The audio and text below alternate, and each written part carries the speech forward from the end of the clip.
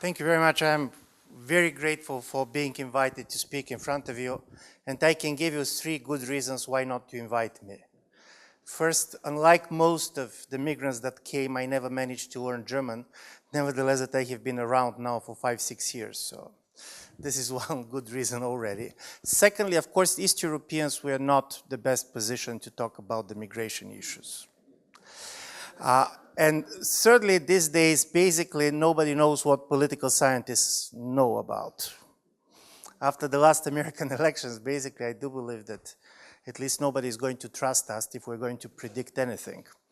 But if you have been so kind of generous, nevertheless, that you have all these 3 great reasons not to invite me, I'll try very briefly, basically, to give my reading, particularly on the meaning of the immigration crisis for the European Union and the European Union politics. Let's start with a novel, which I find quite important because it helps us to understand at least part of the problem as I see it. There was this beautiful novel by the Portuguese author and Nobel Prize winner Jorge de Saramago called Death with Interruptions. And it tells the story of a country in which suddenly people stopped dying. So for 1 month, nobody died. For 2nd month, nobody died. For 3rd month, nobody died. And people became euphoric. They started to celebrate. It was happening only to them. But then the heads of the insurance companies became nervous. Because they said, if nobody's dying, we have a problem. And then even the bishop became nervous. Because if nobody's dying, nobody's resurrecting. And thirdly, basically there was all these people that were taking care of a very sick and old people, and they understood that they're going to do this till the end. But there is no end. So they organized a kind of a smuggling channels to get very sick and old people to go to the neighboring country where people were still dying. And then the prime minister went to the king and said, Your Majesty, if we don't start dying, we don't have a future. I'm saying this because I do believe this story is a beautiful metaphor for something that was the best that you can imagine, that at some point is turning into something which is very disturbing. And I do believe to a certain extent in the European experience, this was the problem with the open borders. If you're going to ask East Europeans, and there was a lot of studies being done 20, 25 years after the change, what is the most important thing that they really value after the end of communism? In every single country, number 1 was the open borders. And now you have these same people basically saying there is nothing more dangerous than the open borders. If before the open borders was the borders that we can get out, so now this is the borders that people can come in. And I'm saying this because I'm from the generation which still remembers this kind of a very emotional feeling of crossing a border. This is not true for our kids anymore, but I have not been traveling before 1989 abroad, and anytime you are crossing the borders for the next 3 or 4 years, it was an event. You have the feeling that something important is happening in your life. You're really celebrating it in your silent way with this. So how it happened? And this is not, it's a particularly difficult question for Central and Eastern Europe. And I remember the German president, Johannes Gauck, himself being East Germans, he said, I never can understand why East Europeans that till yesterday have been migrating became so hostile to migration. I'll try to give you an explanation, not in order to justify, but I do believe it's quite important to explain, because then I'll try to make a big argument, because I do believe the migration crisis is the most profound crisis that the European Union is facing these days. Much more profound than financial crisis, or the Ukrainian-Russia crisis, or even Brexit, because it touches to every society, including societies in which you do not have much migrants. And just to give you an example, this is part of the paradox of Central and Eastern Europe. You have a very strong anti-migration sentiments in countries in which basically there is no migrants. According to the official data, in 2015, there were 169 migrants in Slovakia. 8 of them basically were allowed to stay. Because many of the people who are living, they don't want to stay in our countries. But in my view, why it happened, why people reacted like this. And let's give you 4 types of explanation before trying to give my more general argument. Listen, the first has something to do with history. We like to talk about cultural diversity, but for many of East European societies, and particularly East European states, our nations are the results of the ethnic cleansing that came after the World War II. In 1939, 1/3 of the population of Poland were not Poles. There were Germans, there were Ukrainians, there were Jews. Now 95% of the population of Poland are Poles. The idea of ethnic homogeneity was something that basically all the generation of East Europeans have been very much living all these years. All these nations have been kind of a post-imperial nations. Unlike Vienna, most of these places never had a kind of a cosmopolitan identity. Even more, all cosmopolitan institutions have been very highly contested. You cannot be a good Pole or Bulgarian or even Hungarian if you're also cosmopolitan. And this is one of the reasons why some very universal institutions, like the church, reacted very differently in Central Europe than like places like here. You can explain that Poland, deeply Catholic country, is going to be very much moved by what the Pope was saying about migrants. It was not the case. In a certain way, Poland was very negative. Even the Catholic Church was quite negative on migration.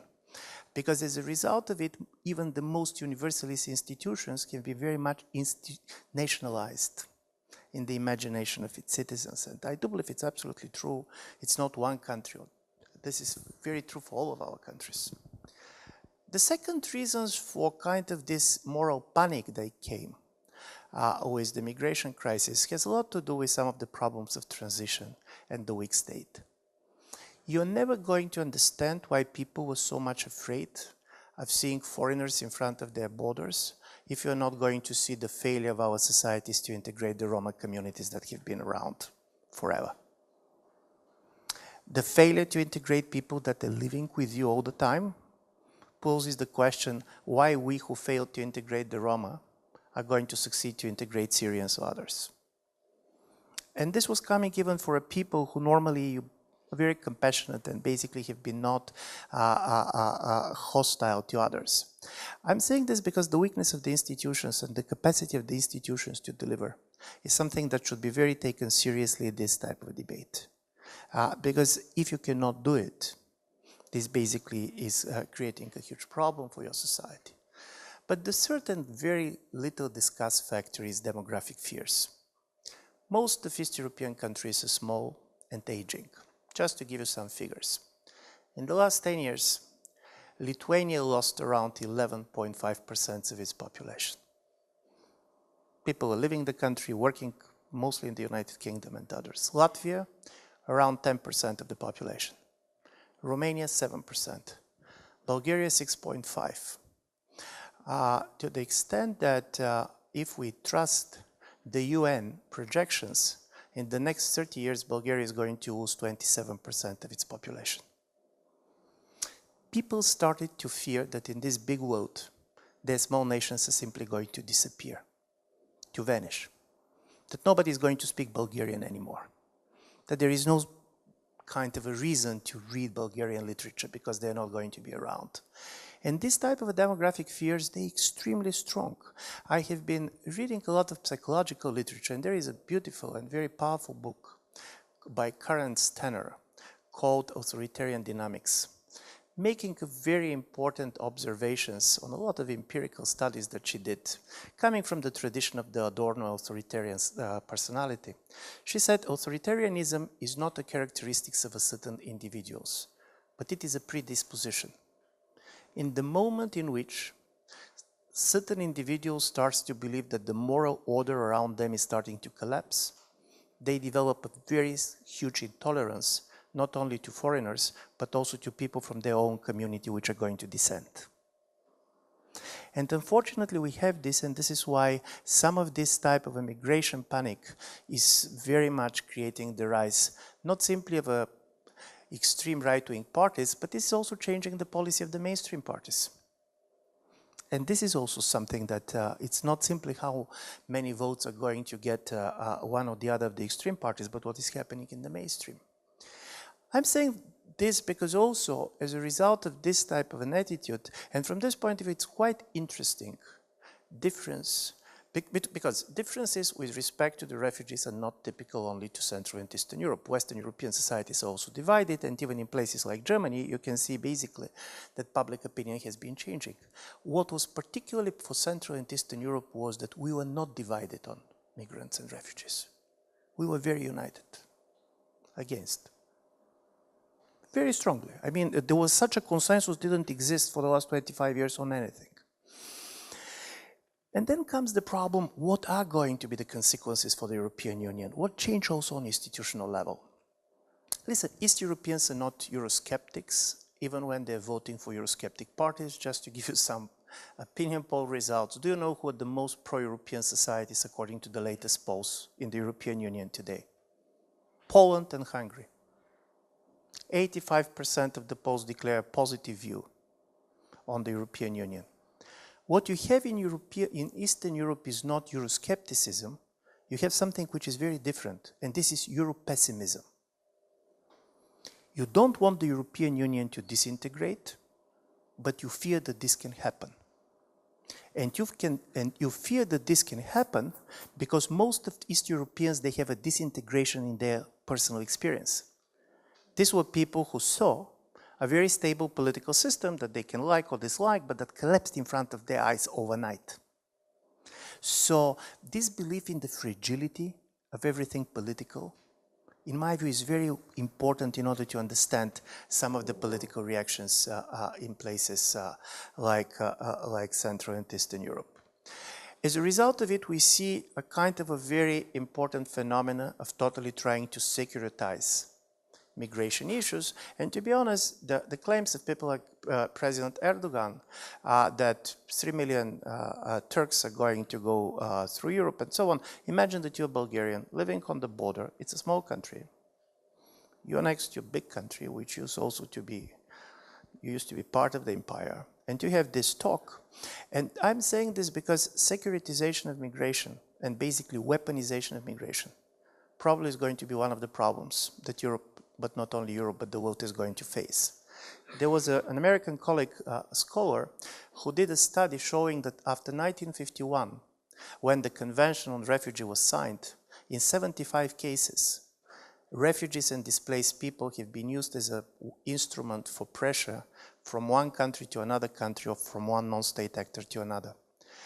And in 83% of the cases, it was successful. It appeared that using human beings as a kind of instrument of pressure is more effective than economic sanctions and more effective than war. And as a result of it, basically this creates a totally feeling of dehumanizing others, because if you believe that the other is simply an instrument of a weapon of somebody else, the normal human solidarity that you have does not work. Why I'm saying this, and I'm going to basically the last point which I want to make. There was a very well-known, famous study called Birthplace Lottery. This is a global study that shows that if there is one single factor which predicts best your life incomes in life, it's not the education of your parents, it's not even basically the wealth of your parents, this is the place where you're born. Better be born in Vienna than being born rich in Africa. And from this point of view, you come with a situation in which, for many people in the world, particularly now when technologies are very much there, changing your country, then changing your government, is the new definition of a political revolution. And I'm trying to give you an example. In 1980s, there was this World Value Survey being done, comparing countries around the world, and one of them was trying to compare happiness and economic prosperity. In 1980s, Nigerians were as happy as Germans. West Germans then. Nevertheless, that they were much poorer. 20 years later, the happiness of Nigerians was very correlational with their economic income. So what has happened?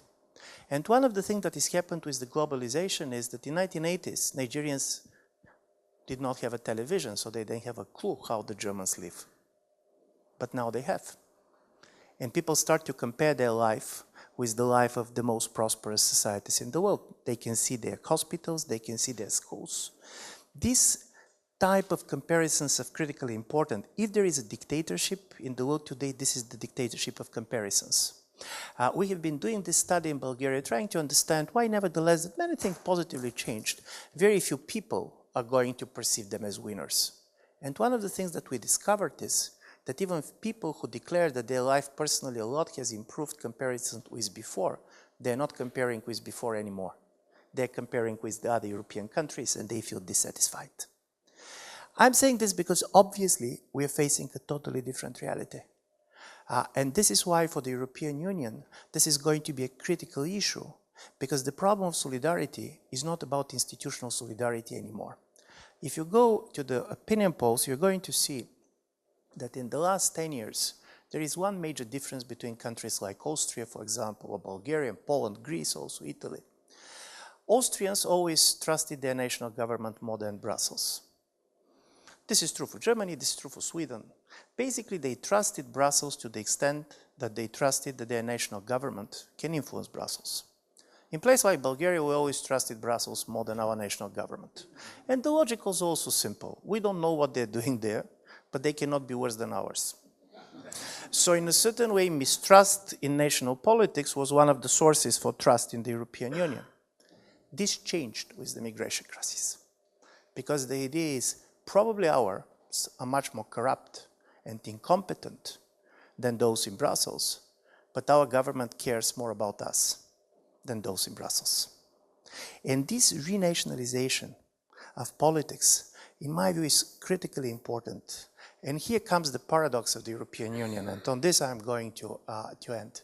If you listen to many of the populist parties, this was true for Brexit, this is true almost all over Europe, they're always claiming two things: that their kind of criticism of the European Union is in defense of democracy and in defense of the nation state. But the paradox is that if European Union starts to disintegrate, two things most probably are going to happen. In many countries of the European Union, democracy is not going to survive. And I do believe you can see this trend in many of East European countries, and also many of the nation states, member states, are not necessarily going to survive.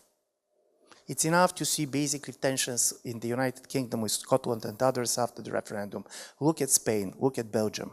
So if we're not going to find a way, not simply to have a solidarity on institutional level, but to reinvent the solidarity on the level of the human beings, is going to be very difficult. And here is really last point. It's not easy to have a solidarity on European level. And I'm going to tell you why. Imagine that you should give a charity. You have 10 euro, and you should decide to whom to give a charity. And you have a foundation which works in your neighborhood, you know people, you know their needs and so on. It's not difficult to be convinced to give money to them. And on the other, you have the worst living people in the world. You have African children that has nothing to eat. It's not difficult to convince you to give money to them. It is difficult to convince you to give money to the Greeks, to the Bulgarians, to the Romanians, because they're neither as bad as those in Africa and other places, nor as close to you as those in your neighborhood. So how to reinvent, I do believe, human solidarity on the European level, in my view, is one of the biggest challenges that we are going to have. Thank you.